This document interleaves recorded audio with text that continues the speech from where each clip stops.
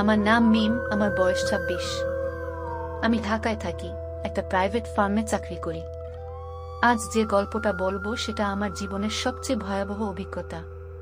কদিন আগের কথা। অফিসের কাজে আমাকে চট্টগ্রাম যেতে হয়েছিল। কাজ শেষ করে ঢাকায় ফিরে আসার ট্রেনের টিকিট কাটলাম।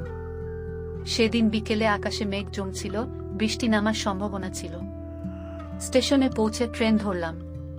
ট্রেনের ভেতরে ঢুকে দেখি যাত্রীর সংখ্যা বেশ কম। বৃষ্টি শুরু হয়ে গিয়েছিল, তাই সবাই হয়তো বাসায় থেকে গিয়েছিল। ট্রেন ছাড়ল ঠিক সন্ধ্যা 7টায়।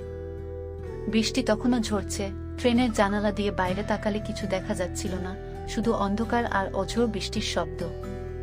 আমি জানালার পাশে বসেছিলাম। ট্রেনের ভেতরের আলো মিটমিট করে জ্বলছিল, একটা অদ্ভুত পরিবেশ তৈরি হচ্ছিল। কিছুক্ষণ পর ট্রেনটা একটা অজানা জায়গায় এসে থামল। কন্ডাক্টর এসে জানাল, সামনের লাইনটা খারাপ, ঠিক হতে একটু সময় লাগবে। আমি জানালার বাইরে তাকিয়ে দেখলাম, চারপাশে শুধু গাছপালা, একটা পুরনো স্টেশন। মনে হচ্ছিল অনেকদিন কেউ এই স্টেশনে আসে না। ট্রেনের ভিতরে অন্য যাত্রীরা চুপচাপ বসেছিল, কেউ কিছু বলছিল না। হঠাৎ ট্রেনের বাইরে থেকে কেমন যেন একটা শব্দ শুনতে পেলাম। মনে হচ্ছিল কেউ আমার নাম ধরে ডাকছে। প্রথমে ভাবলাম ভুল শুনছি, কিন্তু কয়েকবার শোনার পর বুঝলাম কেউ সত্যিই আমার নাম ধরে ডাকছে। ভয়ে কেঁপে উঠলাম, কেউ আমাকে চেনে না এখানে।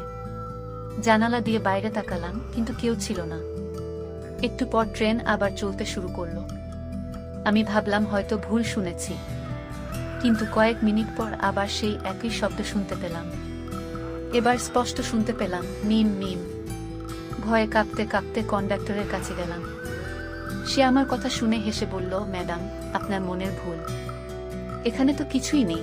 আমি একটু শান্ত হলাম, কিন্তু মনের ভেতর সেই শব্দটা ঘুরছিল।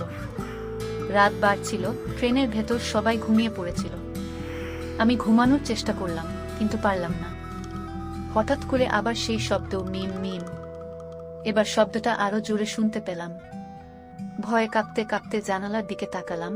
এবার দেখলাম জানালার বাইরে একটা ছায়ামূর্তি দাঁড়িয়ে আছে। আমি চিৎকার করে উঠলাম, কে তুমি? কেন আমাকে ডাকছো? কিন্তু কোনো উত্তর আসলো না। সেই ছায়ামূর্তিটা ধীরে ধীরে ট্রেনের পাশে হেঁটে চলছিল আর আমাকে অনুসরণ করছিল। ট্রেনের ভিতরে কেউ আমার চিৎকার শুনতে পায়নি, সবাই গভীর ঘুমেছিল। কিছুক্ষণ পর সেই ছায়ামূর্তিটা হঠাৎ করে ট্রেনের ভিতরে ঢুকে পড়ল। আমি ভয়ে চিৎকার করে উঠলাম, কিন্তু তখনই ট্রেনের আলো নিভে গেল। চারপাশে গভীর অন্ধকার আর সেই ছায়ামূর্তির ছায়া। আমার শরীর জমে গেল, এক পাও নড়াতে পারছিলাম না। ছায়ামূর্তিটা ধীরে ধীরে আমার দিকে এগিয়ে আসছিল। মনে হচ্ছিল আমার প্রাণশক্তি টেনে নিচ্ছে।